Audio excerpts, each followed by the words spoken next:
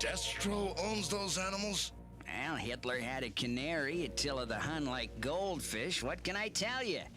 Shipwreck dropping an H-bomb out of nowhere to save his skin, and he's got me Googling the pet habits of two of history's most notorious figures. Plus, this episode isn't even named right. It's part 2 of The Pyramid of Darkness. This is GI Retro. Now, back to G.I. Joe.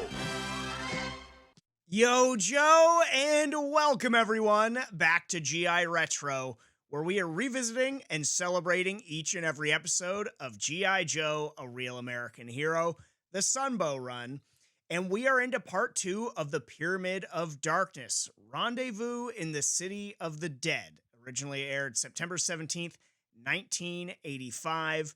And before I get into some of the interesting tidbits and notes and highlights that I have for this episode, let's go ahead and pay off that cliffhanger, because episode 1 left us with a great one. One of the show's very best, in my opinion. Shipwreck, Snake Eyes, Polly, and Timber trapped with the spikes and the blades, trying to get past Cobra's security systems as they, try and repeat the password. Shipwreck just desperately saying, "Hail Cobra Commander, the great snake rules forever." So let's pay off that cliffhanger now. Hail Cobra Commander! The great snake rules forever! Hail, Cobra Commander! The great snake rules forever! Cobra Commander! The great snake rules forever!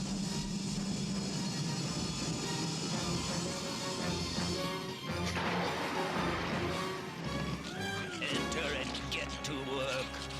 All right!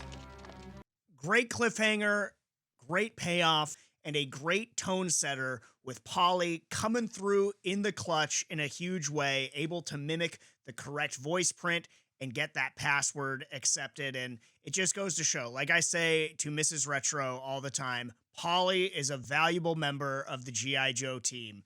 And maybe no better example than right here at the start of part 2 of The Pyramid of Darkness. Loved it. Like I said, sets a really nice tone for the episode and who is going to really stand out throughout. And it also brings us directly to our MIA, the missing in action figure. Really stood out to me here. I saw some of the comments, on the previous episode that they would have loved to have the security robot. I agree. I also would have loved to have that, that whole security set up as a play set, with the traps and everything. I think that would have been really cool. But actually what jumped out to me is something I've been thinking about is, the Joes in Cobra disguise or Cobras in Joe disguises is something that in the original line we never got. And it's kind of interesting to me. And I know Super 7 specifically to this episode, they released, I believe it was a Comic-Con exclusive playset that had Shipwreck and Snake Eyes in the Cobra disguise along with the robot and everything like that. That's great. But one, they're not the same points of articulation as the original run of G.I. Joe in that set. And two, I love all the stuff that's coming out now. I love that G.I. Joe is still alive and thriving. But there's just something about the magic of anything that came out in that original line in the 80s. And, for a line that had, whole series of repaints that come out, with Night Force and Tiger Force and all that stuff, and nothing against those.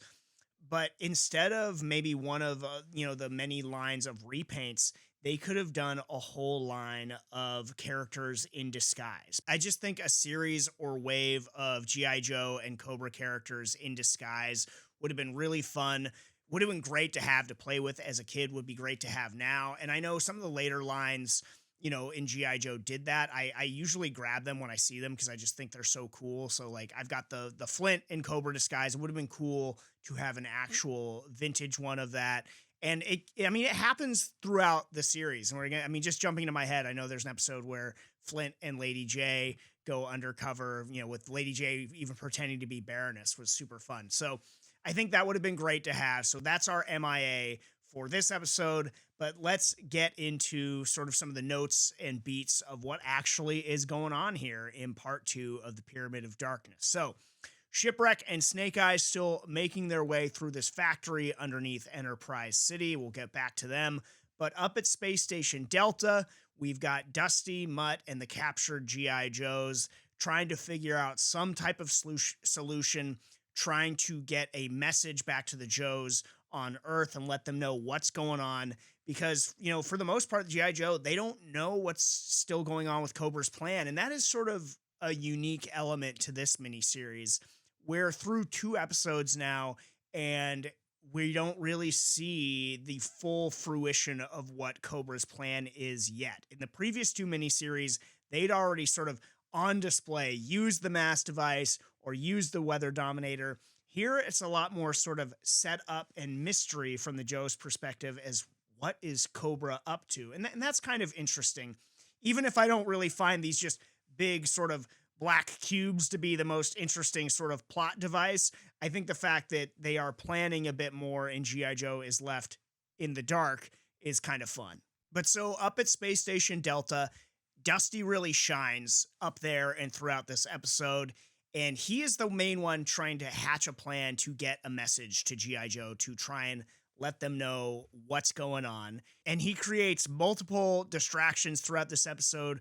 The first one, starting with sort of having fun with gravity, is Dusty and able to create enough of a diversion to make a break for it, and then a death-defying dive, not the DYD, but a death-defying trust fall that Mutt would switch the anti-gravity thing back on in time to save his life. He does, and that's when Dusty gets a good look at, well, not a good look, but gets a look at something big that Cobra is planning. So Dusty manages to catch a glimpse of Cobra's big plans, knows that he's got to do something to get a message to G.I. Joe, but he and Mutt forced back to work by the Fatal Fluffies and the Dreadnoks, and it's there that we get this sort of back and forth between Mutt about Dusty's expertise in repairing refrigerators that are going to allow him to rewire the communications relay of Space Station Delta so that G.I. Joe can listen in on Cobra's messages.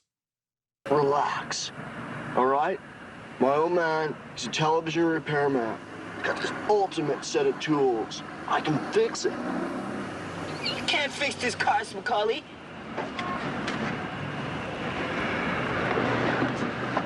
I can fix it.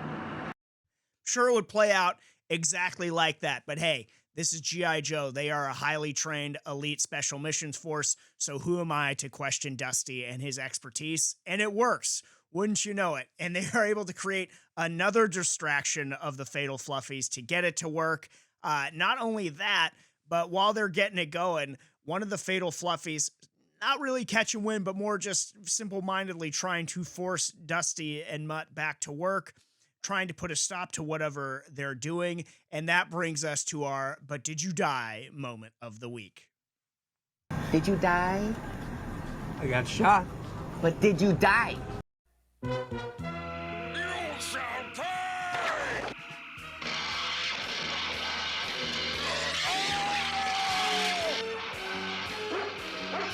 He won't even remember his name after that jolt.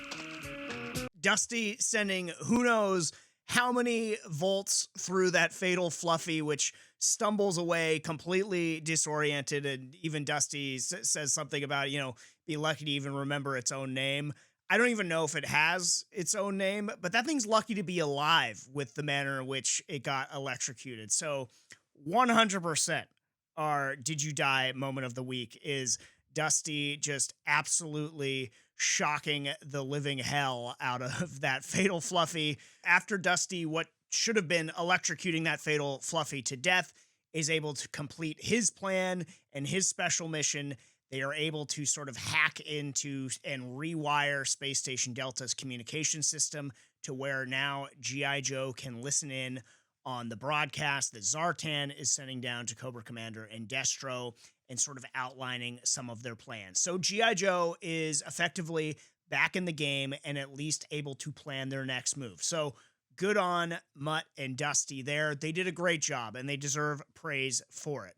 But if we're being honest, part of their success isn't just Dusty's experience in repairing refrigerators And it's not their manipulation of the anti-gravity switch there. It's not the distractions. It's not the diversions alone. It's because they were surrounded by this episode's foul-up of the week.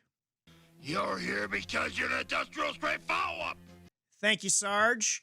And there's not really a lot of competition, in my opinion, for foul-up of the week. And, on that note, I do want to shout out some of the comments from part 1 of the Pyramid of Darkness. A lot of you chiming in and writing in that you thought that Duke should have been the foul-up of the week. And I certainly appreciate that, because as we go along, we've seen in these miniseries that Duke's superpower is sort of getting captured thus far.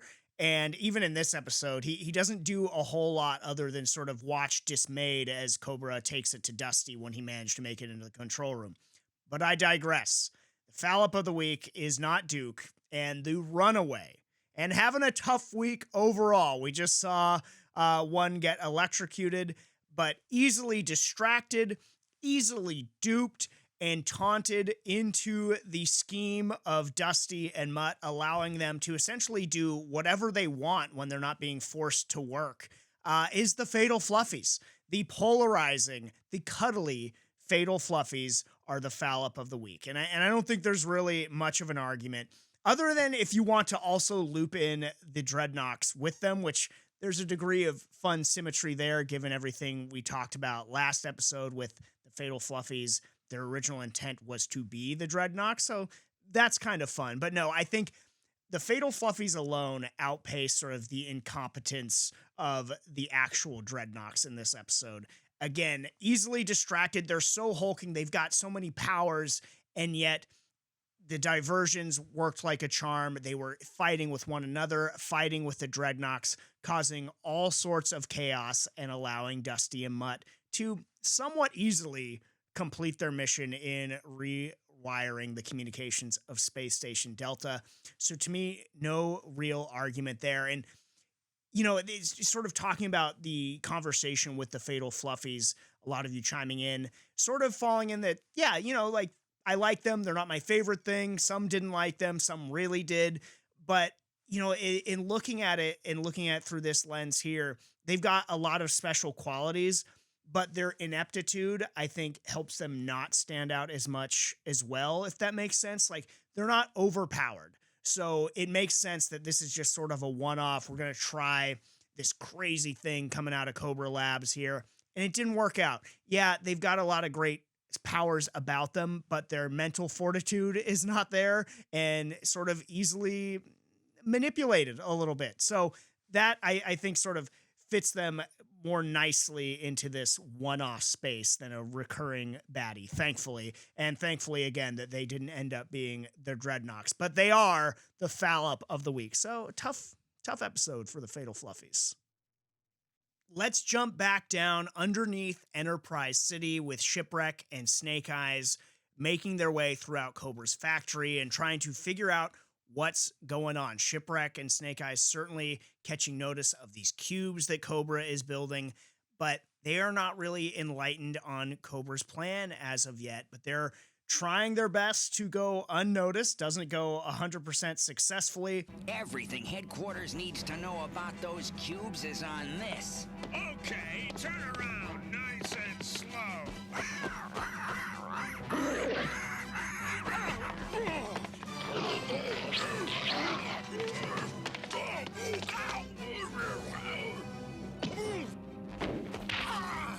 Good going, Timber. Okay, you too, Polly. I just continue to love the dynamic of Shipwreck and Polly, and even Shipwreck and Timber in this episode is very good, and the pets coming through in a big way throughout this entire episode. And also, something small, but it does stand out from that little scene, is the fact that Cobra's plans are being held on this very futuristic technology of Laserdisc. And it hits a little bit different these days for many of you, certainly does for me. But I encourage you all, if you're seeing this, if you're hearing my voice, support physical media. If you know, you know.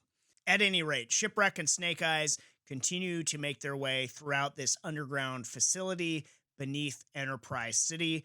and they find themselves at some train tracks, and they find this pump car, and they decide that, well, this is their best chance at escaping. And it brings us really to the big action sequence of the entire episode. And it's a really, really good one. It invokes memories of sort of the minecart chase from Temple of Doom, at least for me, but some standout moments from the episode that all happen right here in this chase. We've got Timber saving Shipwreck from falling off the handcart.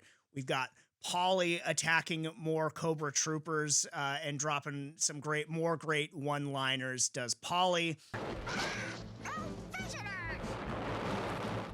Snake Eyes getting to show off some more of his athletic prowess. And I do want to say I like how Snake Eyes is deployed here in the Pyramid of Darkness. We've seen now through 2 episodes what a focal point that Shipwreck is in this miniseries and is going to be. So Snake Eyes being joined at the hip with Shipwreck, it's a really good spot for him. And I also like the contrast of having such a talkative, sort of over-the-top verbal character like Shipwreck contrasting with the mute Snake Eyes. I think it really works well here. And so, yeah, good spot for Snake Eyes in the Pyramid of Darkness.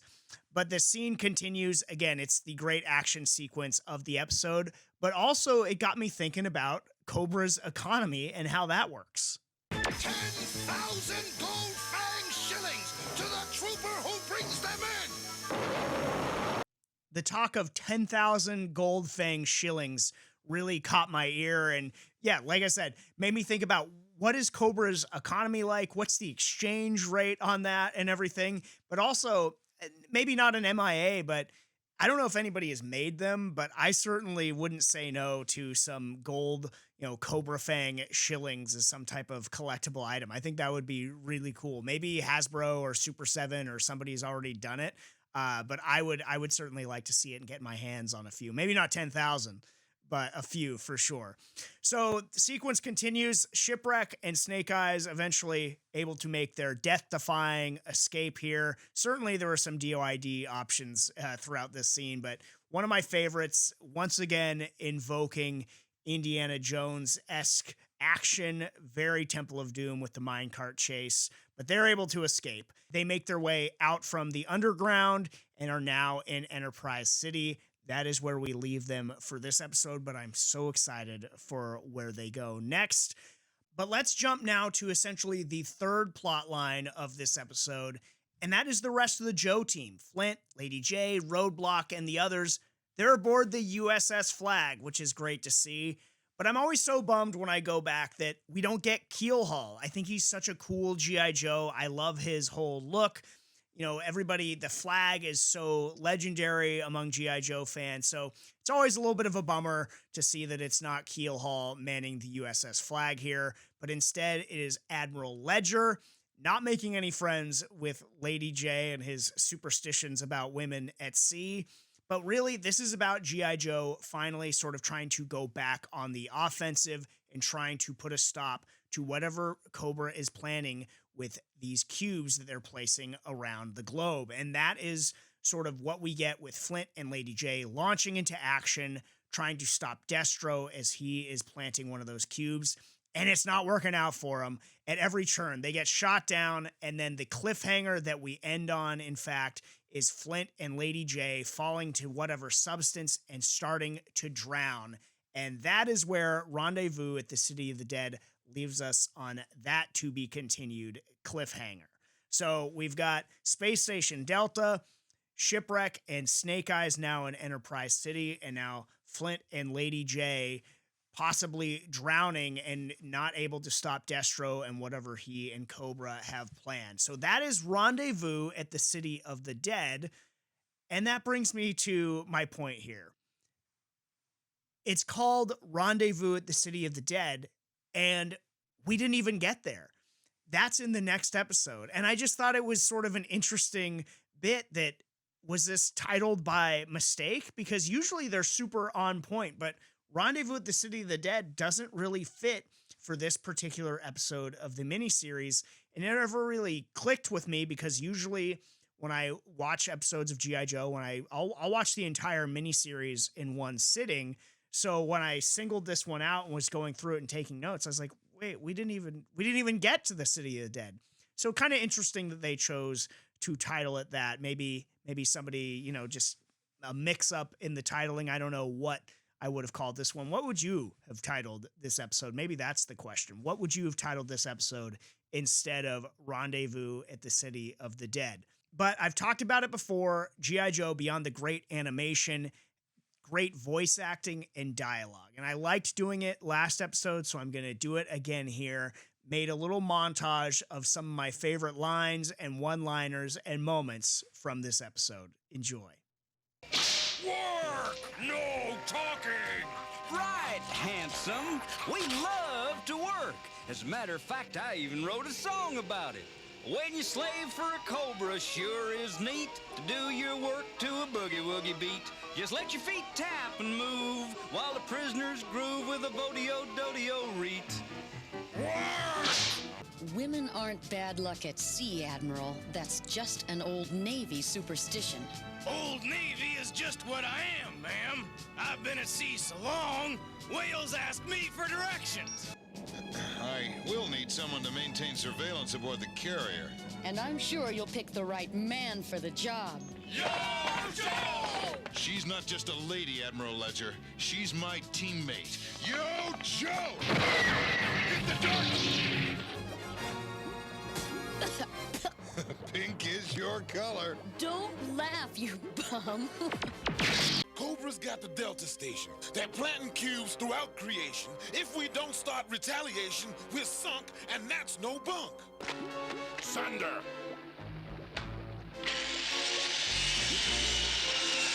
Well, Hitler had a canary, Attila the Hun like goldfish. What can I tell you? A few things to highlight coming off of that montage. And while we're talking about titles and titles not fitting, I love Roadblock, all of his rhyming dialogue. It's so great and always fun to listen to. But I don't know if your ears perked up like mine did, hearing him talk about retaliation and then the Admiral sort of emphasizing it as well. Because, as we know, in 2013, G.I. Joe Retaliation, almost 30 years later, in a G.I. Joe sequel headed by none other than Roadblock, played by The Rock. So that was just something I was like, wait, talking G.I. Joe Retaliation in 1985.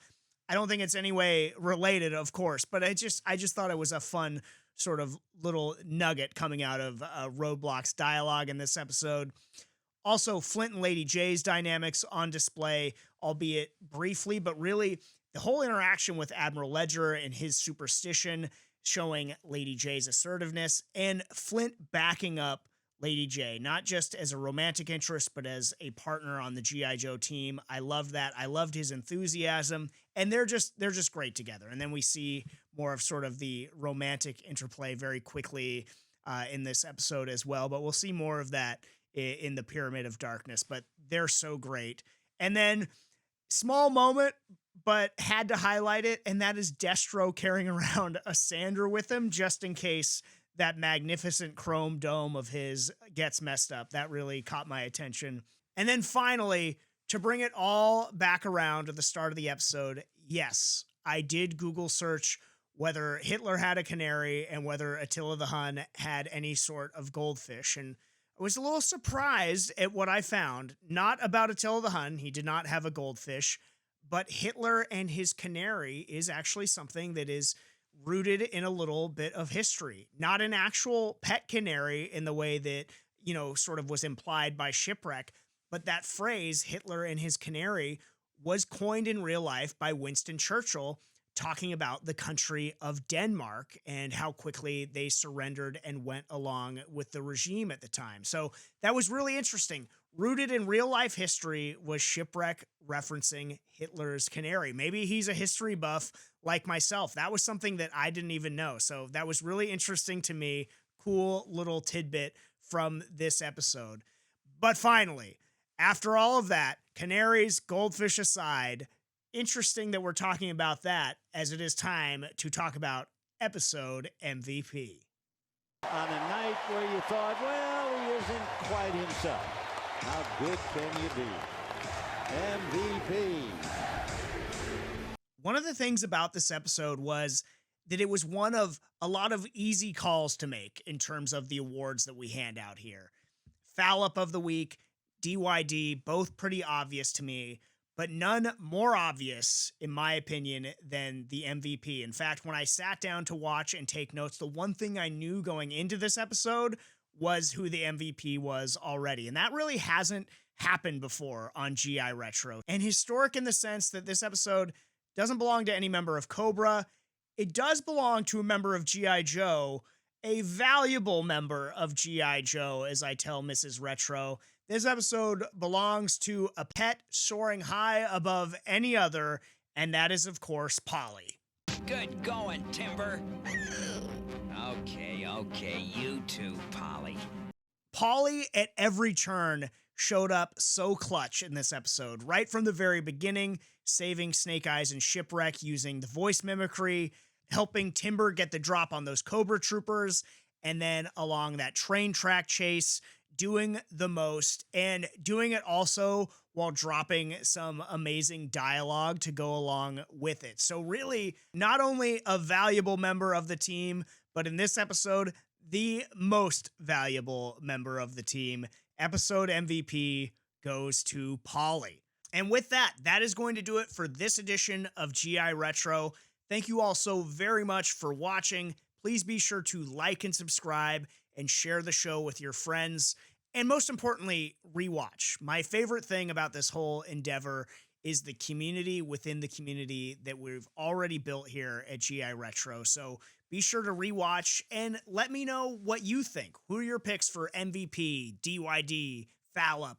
What would you have named this episode? Because it certainly shouldn't have been Rendezvous at the City of the Dead. So you can let me know in the comments. You can let me know on social media at GI Retro Show. You can email me, james@giretro.com. However you want to do it. I'm loving the conversation.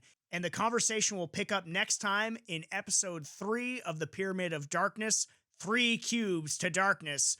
But until then, if you didn't know, now you know. Take it away, Flint. And knowing is half the battle. G.I. Joe!